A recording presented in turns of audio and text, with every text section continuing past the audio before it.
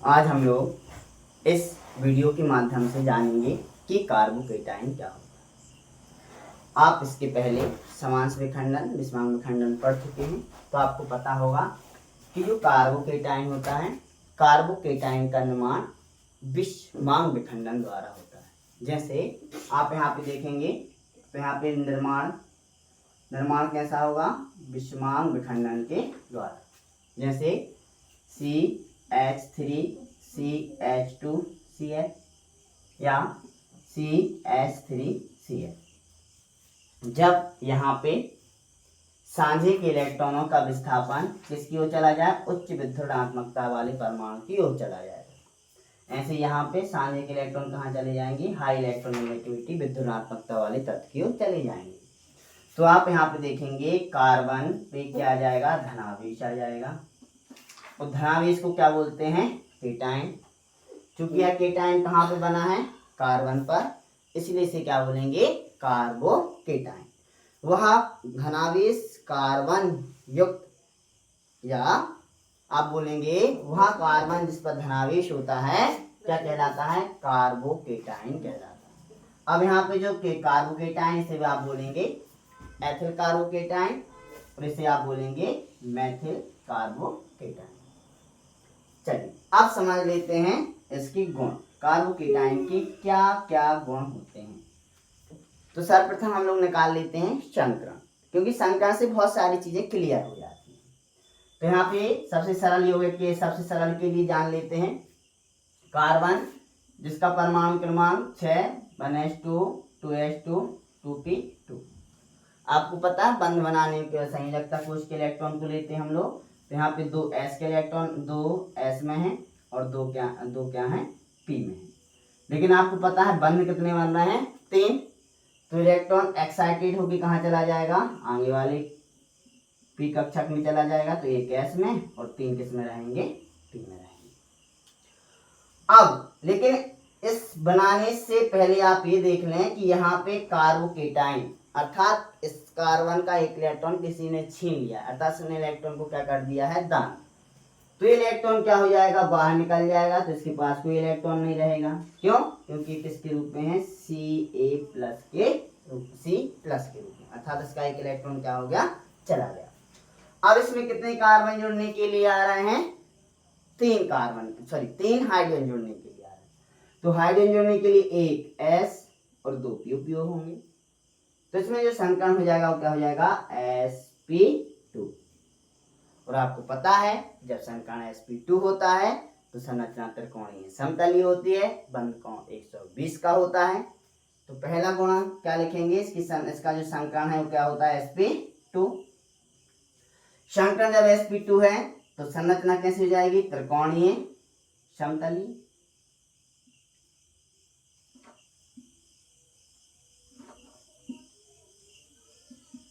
और संरचना त्रिकोणीय समतलीय रहेगी इस प्रकार से, तो बंध कोण कितने का हो जाएगा, 120 का। दूसरा गुण यदि आप लिखना चाहें तो लिख सकते हैं कि कार्बोकेटाइन का निर्माण विषमांग बंध विखंडन द्वारा होता है, विषमांग बंध विखंडन द्वारा होता है। अगला पॉइंट, जो कार्बोकेटाइन होते हैं उनके संयोजकता कोश में 6 इलेक्ट्रॉन होते हैं। देखिए 1 2 3 हाइड्रोजन के, और कार्बन के भी 3 होंगे। तो 3 और 3 कितने हो जाएंगे, 6। तो कार्बन की जो संयोजकता कोश होता है किस कार्बन में, कार्बोकेटाइन युक्त कार्बन के संयोजकता कोश में 6 इलेक्ट्रॉन होते हैं।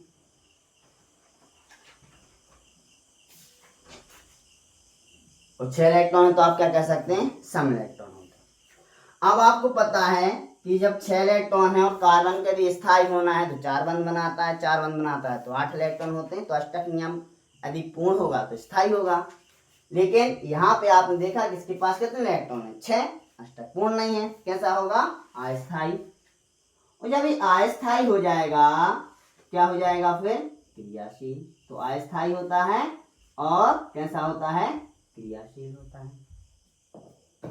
तो ये जो गुण है, आप और एक गुण और बोल सकते हैं कि ये क्या है, इलेक्ट्रॉन डिफिशियंसी वाला ग्रुप, इलेक्ट्रॉन की कमी वाला।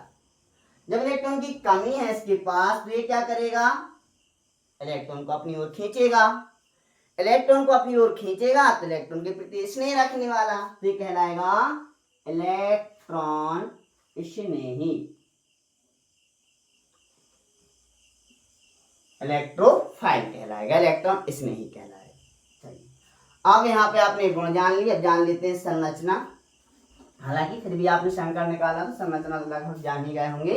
तो यहाँ पे कितने संकृत कार्बन है, 1 2 3, 3 संकृत कार्बन है, क्या रहेंगे, एक दूसरे से बराबर दूरी पर, एक दूसरे से बराबर दूरी पर रहेंगे 3 संकृत कक्षा, और इनसे क्या जुड़ा होगा, हाइड्रोजन।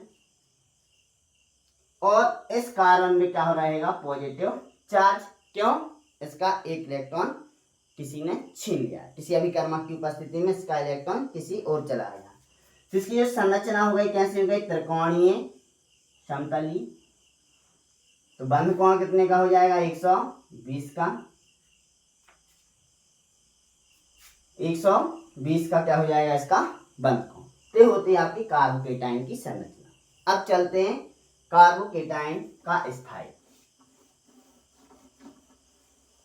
तो जो जैसे अपन ने मुक्त मूलक में, हम लोग ने मुक्त मूलक में जाना था कि प्राथमिक मुक्त मूलक, द्वितीयक मुक्त मूलक, तृतीयक मुक्त मूलक, ऐसे ही मुक्त मूलक ये आप जानेंगे, प्राथमिक मुक्त मूलक, सॉरी ये कार्बोकेटाइन, ये क्या कहलाएगा, 1 डिग्री कार्बोकेटाइन।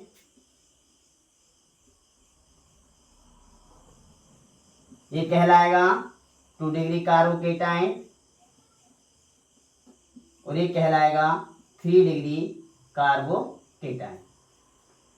इस कार्बन से कोई अन्य कार्बन नहीं जुड़ा तो केवल कार्बोकेटाइन, इस कार्बन से केवल अन्य एक कार्बन जुड़ा हुआ है तो 1 डिग्री कार्बोकेटाइन, इस कार्बन पे केवल, इस कार्बन से केवल 2 अन्य कार्बन जुड़े हैं तो 2 डिग्री कार्बोकेटाइन, और इस कार्बन से 3 कार्बन जुड़े हैं क्या कहलाएगा, 3 डिग्री कार्बोकेटाइन। अब यहाँ पे आप देखेंगे कार्बोकेटाइन जिसके पास इलेक्ट्रॉन की कमी होती है, इस इलेक्ट्रॉन की कमी को पूरा करने के लिए केवल एक कार्बन इससे जुड़ा हुआ है, तो यहाँ पे जो कार्बोकेटाइन है वो कहलाएगा 1 डिग्री कार्बोकेटाइन, और इसका स्थायित्व कम रहेगा। क्यों, इस इलेक्ट्रॉन की कमी को पूरा करने के लिए केवल एक कार्बन इससे जुड़ा हुआ है।